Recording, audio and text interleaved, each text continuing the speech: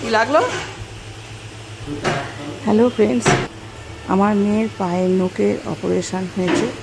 2-3 বছর হলো পায়ের নখটা খুব জ্বালাচ্ছিল।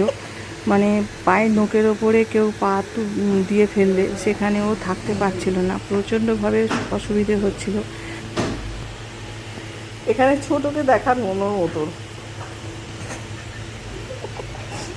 তাই ভাবলাম মেয়েকে নিয়ে গিয়ে একটু অপারেশানটা করিয়ে ফেলাটাই ভালো। তো ডাক্তার দেখালাম, দেখিয়ে মেয়ের অপারেশান হলো, মুখটাকে তুলে দিতে বলেছিল তো ডাক্তার।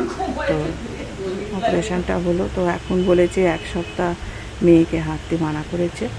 তো ভাই আর কি খাওয়া দাওয়া, মেয়ে কোনো রকম খাওয়া দাওয়া করলো, করে ভাই ওই হাঁটতে পারবে না বলে ওই জন্য ওইটাতে চাপিয়েছে, টুলের ওপরে চাপিয়েছে, চাপিয়ে ওষুধটা খাও।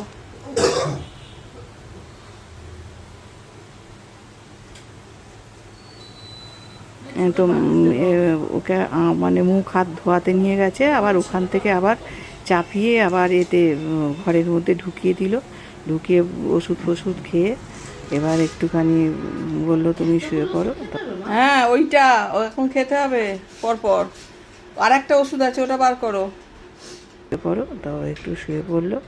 তো 2 দিন পরে বলেছে যেতে একটু ইয়ে একটা বার করো,